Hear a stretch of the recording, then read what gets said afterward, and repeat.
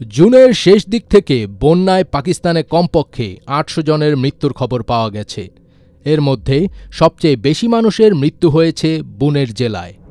এখনও বন্যা সতর্কতা জারি রয়েছে পাকিস্তানের বিভিন্ন প্রদেশে। পরিস্থিতি যখন এই, ঠিক তখনই নিজেরা বন্যার প্রকোপ থেকে বাঁচতে পাকিস্তানের দিকে পানি ছেড়ে দিয়েছে পাকিস্তানের চিরশত্রু ভারত, যার ফলে পাকিস্তানের নতুন নতুন এলাকায় বন্যা দেখা দিয়েছে। ডুবে গেছে অনেক নিম্নাঞ্চল। তীব্র বন্যার আশঙ্কায় ইতিমধ্যেই লাখ লাখ মানুষকে নিরাপদ আশ্রয়ে সরিয়ে নিয়েছে কর্তৃপক্ষ। মোতায়েন করা হয়েছে সেনাবাহিনী। ভারতের নদী প্লাবিত হওয়ায় বাঁধ খুলে দেওয়া হয়েছে। এর ফলে সীমান্ত পেরিয়ে পাকিস্তানের নদী তীরবর্তী বিস্তীর্ণ এলাকা বন্যায় প্লাবিত হওয়ার আশঙ্কা দেখা দিয়েছে। সুতলেজ ও রাভি নদীর পানির প্রবাহ দ্রুত বেড়ে যাওয়ায় পরিস্থিতি আরও ভয়াবহ রূপ নিতে পারে বলে আশঙ্কা করছে কর্তৃপক্ষ। ইতোমধ্যেই প্রায় ১.৫ লাখ মানুষকে নিরাপদ স্থানে সরিয়ে নেওয়া হয়েছে।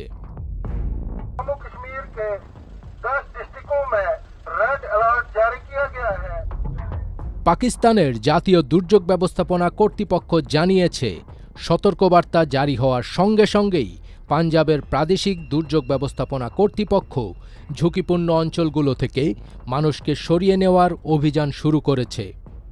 বাহাওয়ালানগর, কাসুর, ওকারা, পাকপত্তন, বাহাওয়ালাপুর ও ভেহারি জেলার শত শত গ্রাম ইতোমধ্যে খালি করা হয়েছে। সংস্থাটি জানায়, প্রাথমিক সতর্কবার্তা পাওয়ার পর প্রায় ৪০,০০০ মানুষ স্বেচ্ছায় নিরাপদ আশ্রয়ে চলে গেছেন। এখন জরুরি সেবা দল মাঠে কাজ করছে এবং সংশ্লিষ্ট সকল বিভাগকে সতর্ক অবস্থায় রাখা হয়েছে। জনগণকে নদী ও নিচু এলাকায় না যাওয়ার এবং অপ্রয়োজনীয় ভ্রমণ এড়িয়ে চলার নির্দেশনা দেওয়া হয়েছে। পাঞ্জাবের মুখ্যমন্ত্রী মরিয়ম নওয়াজ শরীফ নির্দেশ দিয়েছেন যেন কেউ পিছিয়ে না থাকে এবং দ্রুত সবাইকে নিরাপদ স্থানে সরিয়ে নেওয়া হয়। স্থানীয় মসজিদে মসজিদে মাইকিং করে মানুষকে আশ্রয়কেন্দ্রে যেতে আহ্বান জানানো হচ্ছে। এমনকি গবাদি পশুর জন্যও আলাদা ত্রাণকেন্দ্রের ব্যবস্থা করা হয়েছে।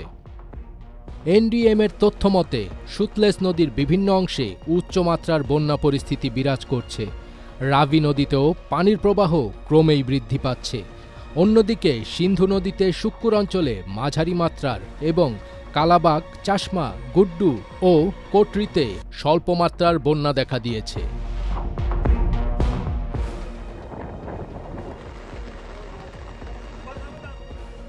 চেনাব নদীতে সামান্য প্লাবন রয়েছে, তবে ঝিলম, কাবুল ও নারী নদীতে পরিস্থিতি আপাতত স্বাভাবিক। এছাড়া টারবেলা বাঁধ প্রায় পূর্ণ হয়ে গেছে। মঙ্গলাও ধারণ ক্ষমতার কাছাকাছি পৌঁছেছে। খানপুর, রাওয়াল ও শিমলি বাঁধেও দ্রুত পানির প্রবাহ বাড়ছে, যার ফলে পরিস্থিতি আরও ভয়াবহ হচ্ছে। গত সপ্তাহে ভারত দুবার পাকিস্তানকে পানি ছাড়ার ব্যাপারে সতর্ক করেছে।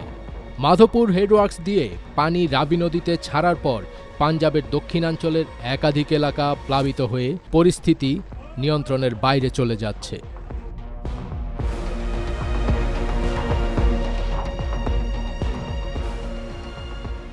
ফজবির তাজ, এটিএন বাংলা।